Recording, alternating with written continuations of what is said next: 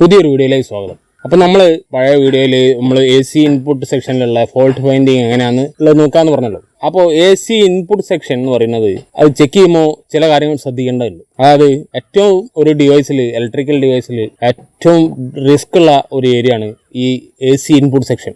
അപ്പോൾ ആദ്യം നമ്മൾ ആ റിസ്ക് ഫാക്ടർ എല്ലാം ശ്രദ്ധിക്കണം. എന്നിട്ട് വേണം അത് അഴിക്കാനും അതിൻ്റെ മുകളിൽ ബാക്കി പണികളൊക്കെ തുടരാനും, അതായത് ചെക്കിങ്ങും കാര്യങ്ങളൊക്കെ നോക്കാൻ. അപ്പോൾ ആ ചില ശ്രദ്ധിക്കേണ്ട കാര്യങ്ങൾ ഇപ്പോൾ പറയാം. അതുപോലെ എ സി ഇൻപുട്ട് സെക്ഷൻ തന്നെയാണ് കംപ്ലൈൻ്റ് ആയിട്ടുള്ളത് എന്ന് നമുക്ക് എങ്ങനെ മനസ്സിലാക്കാം എന്നുള്ളത് കൂടി നമ്മൾ ഈ വീഡിയോയിൽ നോക്കും. അപ്പോൾ ഈ ഡിവൈസ് നോക്കുക. ഇത് നമ്മൾ പഴയ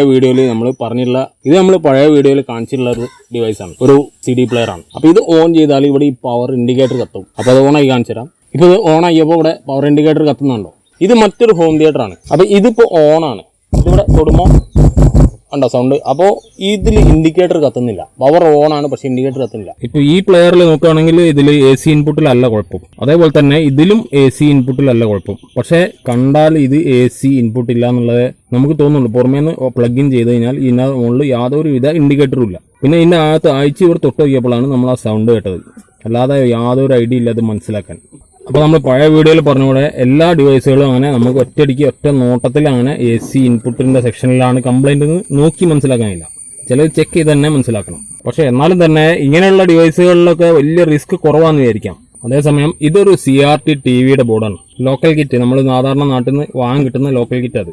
അപ്പോൾ ഇതിൻ്റെ ഈ പ്രിന്റ് സൈഡിൽ നമ്മൾ നോക്കുക. അപ്പോൾ ഇവിടെ ഇങ്ങനെ ഒരു മാർക്കിംഗ് കാണാം.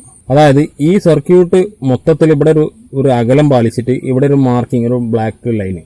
അപ്പോൾ അതെന്താണെന്ന് വെച്ചാൽ ഇതിൻ്റെ ഹോട്ട് ഏരിയ, ഏറ്റവും റിസ്കി ഏരിയ ഇവിടെയാണ് നമ്മളുടെ എ സി സെക്ഷൻ മൊത്തം. എ സി ഇവിടെ ഇൻപുട്ട് കയറി, ഇവിടെ ഫിൽട്ടർ ചെയ്ത് ഈ കപ്പാസിറ്ററിലെത്തി, ഇവിടുന്ന് ഈ സ്വിച്ചിങ് സർക്യൂട്ട് കൂടി കയറി നമുക്ക് SM ട്രാൻസ്ഫോമർ കയറിയിട്ടാണ് ഔട്ട്പുട്ട് വരുന്നത്. പക്ഷേ ഇവിടെ ശ്രദ്ധിക്കേണ്ടതെന്ന് വെച്ചാൽ നമുക്ക് ഇവിടെ 110 വോൾട്ട് TVകളിൽ ഔട്ട്പുട്ട് ഉണ്ടാവും. അപ്പോൾ ഇത് എ സി ഇൻപുട്ട് സെക്ഷനും ഇത് DC ഔട്ട്പുട്ട് സെക്ഷനുമാണ്. പക്ഷേ ഈ DC 110 വോൾട്ട് വരെ നമുക്ക് ഷോക്ക് അടിക്കും. അതേപോലെ ഇവിടെ LOT ഉണ്ടായിരുന്ന ഭാഗം, അത് LOT അയച്ചതാണ്. ഇവിടെ നമുക്ക് ആ സ്ക്രീനിൻ്റെ 180 ഫിൽറ്റർ ഇവിടെ ഉള്ളതാണ്. അപ്പോൾ ആ 180 നിന്ന് നമ്മൾ ഷോക്ക് അടിക്കും.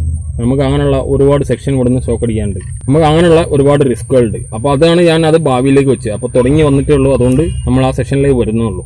ഇതൊരു LED TVയുടെ പവർ സപ്ലൈ ബോർഡാണ്. അപ്പോൾ ഇതിനകത്തും അതുപോലെ തന്നെ ഒരു ഹോട്ട് സെക്ഷൻ ഉണ്ട്. അതായത് ഇവിടെ ഇപ്പോൾ കാണാം ഐസൊലേറ്റഡ് ഒരു സെക്ഷനാണ് ഈ വേർതിരിച്ച് കാണുന്നത്. ബ്ലാക്ക് ലൈനില്ലേലും ഇത് മറ്റ് സർക്യൂട്ടുകളായിട്ട് വേർതിരിച്ച് വെച്ച് കാണാം.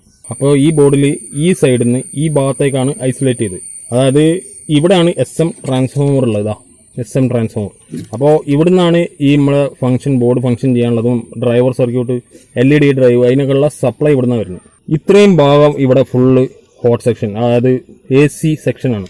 AC DC ആക്കിയതിന് ശേഷം, അതായത് AC ഇവിടെ കയറി, അതുപോലെ ഇവിടെ വരെ DC ആക്കി സ്വിച്ചിങ് ചെയ്ത് അങ്ങനെ ഒരുപാട് ഫംഗ്ഷൻ ഇവിടെ നടന്നതിന് ശേഷമാണ് SM എത്തുന്നത്. അതല്ലാതെ തന്നെ ഇവിടെ മറ്റൊരു സെക്ഷൻ കൂടി ഉണ്ട്. അപ്പോൾ അതൊക്കെ നമുക്ക് ആ സെക്ഷൻ എത്തുമ്പോൾ പറയാം. കൂടുതൽ വിവരിക്കേണ്ട ആവശ്യം വരുമ്പോൾ, അതായത് ആ സെക്ഷൻ കംപ്ലൈൻറ്റുകൾ വരുമ്പോൾ മാത്രമേ ഞാനതിവിടെ കാണിക്കാൻ സാധ്യതയുള്ളൂ. അപ്പോൾ കംപ്ലൈൻറ്റ് ഉണ്ടാക്കിയിട്ട് നമുക്ക് കാണിക്കാനില്ല, കംപ്ലൈൻറ്റ് ഉള്ളത് കാണിക്കാം. അപ്പോൾ അങ്ങനെ ശ്രദ്ധിക്കുക. ഒരു ഹോട്ട് സെക്ഷൻ എന്ന് പറയുന്നത് AC സെക്ഷൻ, പവറുള്ള സെക്ഷൻ ഇതാണ്. നമ്മളെപ്പോഴും അത് ശ്രദ്ധിച്ച് മനസ്സിലാക്കണം. AC കയറുന്ന ലൈനിലാണ് അത് ഉണ്ടാവുക. ഇത് മറ്റൊരു LED TVയുടെ ബോർഡാണ്. ഇത് മിന്നലടിച്ച് കംപ്ലൈൻ്റ് ആയി പോയ ബോർഡാണ്. അപ്പോൾ ഇതിനകത്ത് നിങ്ങൾക്ക് ഇവിടെ ഒരു മാർക്കിംഗ് ആണ്. അതേപോലെ തന്നെ നമുക്ക് ആ പവർ സെക്ഷൻ, പവർ കൂടിയ AC ഇൻപുട്ടുള്ള റിസ്ക് കൂടിയ സെക്ഷനാണ് ഈ മാർക്ക് ചെയ്ത ഹോട്ട് ഏരിയ. അപ്പോൾ ഈ സെക്ഷൻ കഴിഞ്ഞ് SM ട്രാൻസ്ഫോമറിൻ്റെ ഔട്ടാണ് നമുക്ക് DC കിട്ടുക. ഇവിടെയാണ് DC ഉണ്ടാവുക. അപ്പോൾ ഇങ്ങനെയുള്ള കാര്യങ്ങൾ വളരെ ശ്രദ്ധിക്കേണ്ടതാണ്. നമുക്ക് ഈ ഇലക്ട്രോണിക് ഡിവൈസ് ആയാലും ഇലക്ട്രിക്കൽ ഡിവൈസ് ആയാലും ഇങ്ങനെയുള്ള വളരെ ശ്രദ്ധിച്ച് വേണം കൈകാര്യം ചെയ്യാൻ. ഇത് നമ്മൾ നേരത്തെ കാണിച്ച CRT TVയുടെ ബോർഡാണ്. അപ്പോൾ ഇതിൻ്റെ ഈ ഇൻപുട്ട് സെക്ഷനാണ് ഇത്, അതായത് AC ഇൻപുട്ട് സെക്ഷൻ കംപ്ലൈൻ്റ് ആയത്. അത് പെട്ടെന്ന് മനസ്സിലാക്കാം. നമുക്ക് ഈ കപ്പാസിറ്റർ രണ്ടായിരത്ത് ബൾജ് ചെയ്ത് പൊട്ടിത്തെറിച്ച് വരുന്നുണ്ട്. ഓവർ വോൾട്ടേജോ സ്വാഭാവികമായിട്ടോ പൊട്ടിപ്പോയതാണ്, കംപ്ലൈൻ്റ് ആയി പോയതാണ്. അപ്പോൾ ഇതിൽ വലിയ റിസ്ക് ഇല്ല, നമുക്കിവിടെ തൊടുന്നതുകൊണ്ട് കുഴപ്പമൊന്നുമില്ല. പക്ഷേ ഇതിൻ്റെ ഔട്ട്പുട്ട് സെക്ഷനാണ് ഷോർട്ട്, അല്ലെങ്കിൽ ഈ സെക്ഷൻ വർക്ക് ചെയ്യായോ സ്വിച്ചിങ് ആവാതെയൊക്കെ കിടക്കുകയാണെങ്കിൽ ഇങ്ങനെയുള്ള SMBSൻ്റെ ഏത് തരം SMBS ടൈപ്പിൻ്റെ ഇൻപുട്ട് സെക്ഷനിലുള്ള മെയിൻ ഫിൽറ്ററിനകത്ത് പവർ ഉണ്ടാവും.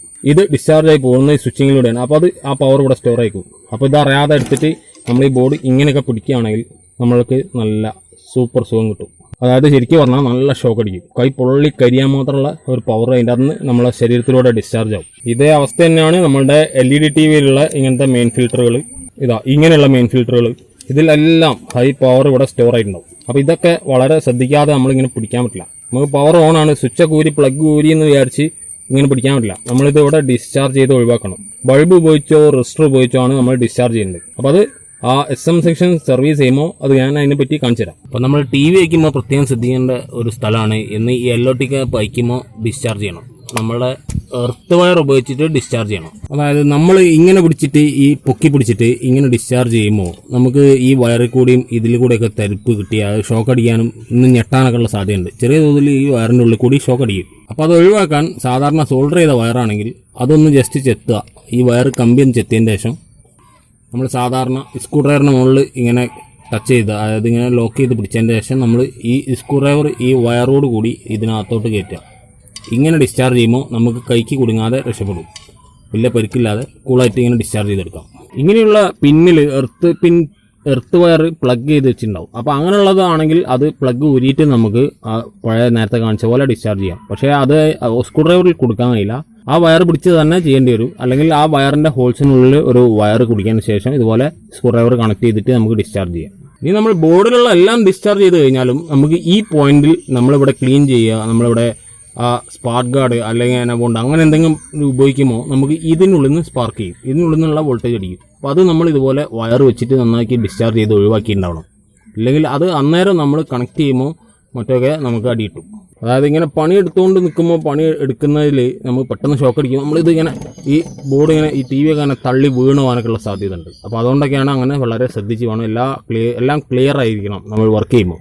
പിന്നെ ശ്രദ്ധിക്കേണ്ടത് ഈ 180 വോൾട്ട് ഉള്ള സെക്ഷൻ. ഇവിടെ 180 വോൾട്ട് നമ്മുടെ സ്ക്രീൻ ഈ ട്യൂബിന് വേണ്ട 3 ഗ്രിഡിനുള്ള വോൾട്ടേജ് ആണ് ഈ 180 വോൾട്ട്. ഇവിടെയും ഡിസ്ചാർജ് ചെയ്യണം. അതുപോലെ ശ്രദ്ധിക്കേണ്ട മറ്റൊരു സ്ഥലം ഞാൻ നേരത്തെ പറഞ്ഞ ഈ മെയിൻ ഫിൽറ്റർ കപ്പാസിറ്റർ, പിന്നെ ഒന്ന് 110 വോൾട്ട് കപ്പാസിറ്റർ, 110 മുതൽ 125 വരെ പല ബോർഡുകൾക്ക് ഉണ്ടാവും. പിന്നെ ഒന്ന് ഈ 180 ഫിൽറ്റർ കപ്പാസിറ്റർ. ഇവിടെയൊക്കെയാണ് നമുക്ക് അപകടം സാധ്യത ഉള്ളത്. AC വോൾട്ടിന്ന് മാത്രമേ ഷോക്ക് അടിക്കുള്ളൂ, DC-ന്ന് ഷോക്ക് അടിക്കില്ല എന്നൊന്നും ആരും വിചാരിക്കേണ്ട. DC-ന്ന് AC വോൾട്ടിന്ന് അടിക്കുന്നതിനെക്കാട്ടും ഭയങ്കര മാരകമായ അവസ്ഥയിൽ നമുക്ക് പരിക്ക് പറ്റാനുള്ള സാധ്യതയുണ്ട്. അതായത് 125 150 വരെ എനിക്ക് വലിയൊരു ബുദ്ധിമുട്ടുണ്ടാക്കില്ല. ഓരോരുത്തരുടെയും ശരീരഘടന അനുസരിച്ച് അത് മാറും. അപ്പോൾ എനിക്കൊരു 150 വോൾട്ടിന്ന് മേലോട്ടൊക്കെ നന്നാക്കി അടിക്കാറുണ്ട്. നമ്മുടെ പണീൻ്റെ അടുക്ക് എന്തായാലും സാദൃശികമായിട്ടൊന്ന് കൈയൊക്കെ ടച്ചായി പോകും. അപ്പോൾ സ്വാഭാവികമായിട്ടും നമുക്ക് ഷോക്ക് അടിക്കും. അപ്പോൾ ഇതിന് മുമ്പ് അത് അനുഭവം ഇല്ലാത്ത ഒരാളാണെങ്കിൽ അത് വല്ലാത്തൊരവസ്ഥയ്ക്ക്. അപ്പോൾ അതുകൊണ്ട് വളരെ ശ്രദ്ധിച്ച് കൈകാര്യം ചെയ്യാം. അപ്പോൾ ഞാൻ ആദ്യം അതുകൊണ്ടാണ് പറഞ്ഞത്, ഇങ്ങനെയുള്ള സെക്ഷനുള്ളതിനെക്കാട്ടും റിസ്ക് കൂടുതൽ നമ്മൾ SM സെക്ഷൻ SMBS ഉള്ള ടൈപ്പ് സെക്ഷനിലാണ് റിസ്ക് കൂടുതൽ. അവിടെ ഇങ്ങനെയുള്ള കൂടുതൽ കാര്യങ്ങൾ ശ്രദ്ധിക്കാനുണ്ട്. പക്ഷേ ഇങ്ങനെയുള്ളതിൽ നമുക്ക് ആ AC ഇൻപുട്ട് ട്രാൻസ്ഫോമറോ അല്ലെങ്കിൽ എന്താണോ അവിടെ വരെയുള്ള സെക്ഷൻ മാത്രം ശ്രദ്ധിച്ചാൽ മതി. ആ വയറിങ്ങോ ആ കാര്യങ്ങൾ മാത്രം നോക്കിയാൽ മതി. അവിടെ എന്തെങ്കിലും പ്രശ്നം ഉണ്ടെങ്കിൽ അത് വളരെ ശ്രദ്ധിച്ച് കൈകാര്യം ചെയ്താൽ നമുക്ക് കുഴപ്പമില്ല. പ്ലഗ് ഊരി കഴിഞ്ഞാൽ ഇതിൽ പവർ ഉണ്ടാവില്ല. ഇങ്ങനെയുള്ള സാധനങ്ങളിലൊന്നും പ്ലഗ് ഊരി കഴിഞ്ഞാൽ പവർ ഉണ്ടാവില്ല. പക്ഷേ ഈ കാണുന്ന ടൈപ്പ് ഏത് ബോർഡായാലും ശരി, ഇപ്പോൾ മിനിമം നിങ്ങളുടെ മൊബൈൽ ചാർജർ ആയാലും ശരി, അതിൻ്റെ മെയിൻ ഫിൽറ്ററിനകത്ത് പവർ ഉണ്ടാവും. അത് വളരെ ശ്രദ്ധിക്കുക.